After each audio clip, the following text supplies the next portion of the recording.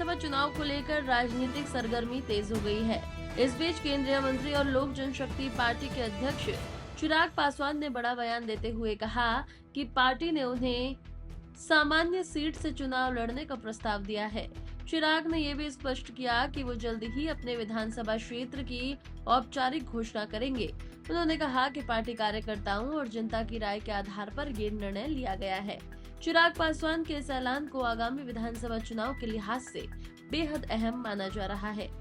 Party लगभग 7-8 और ऐसे कार्यक्रम आयोजित करेगी। इसकी सोच 4-5 जिलों का एक समूह बनाकर उस जिले में संगठन के माध्यम से एक बड़ी सभा करना है।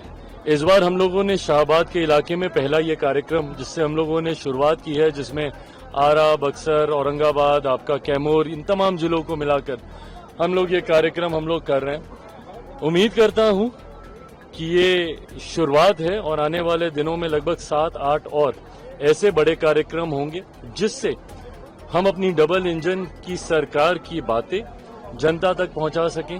बिहार फर्स्ट, बिहारी फर्स्ट की सोच को हम लोग जनता तक पहुंचा सकें, ताकि 2025 बिहार विधानसभा चुनाव परिणाम में जो जीत एनडीए गठबंधन को मिलने जा रही है, उस जीत के मार्जिन को हम लोग और बड़ा कर सकें।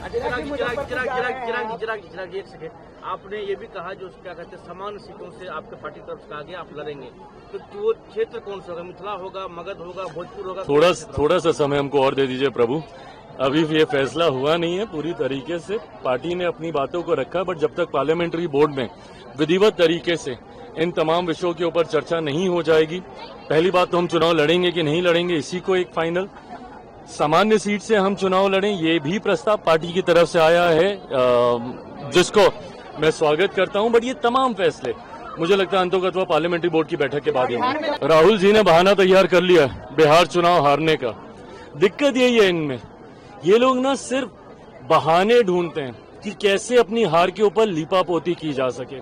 कभी आत्ममंथन चिंतन नहीं करेंगे। इनको अपनी पार्टी में जयचंद दिखते हैं पर उस पर कार्रवाई नहीं करेंगे।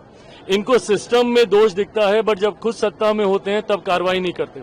हर कॉन्स्टिट्यूशनल पोस्ट के ऊपर ये सवाल उठाएंगे, पर ये भूल जाते हैं कि सीबीआई को पहली बार तोता जब कहा गया था तो उस वक्त यूपीए की ही सरकार थी, इन्हीं के नेतृत्व वाली सरकार थी।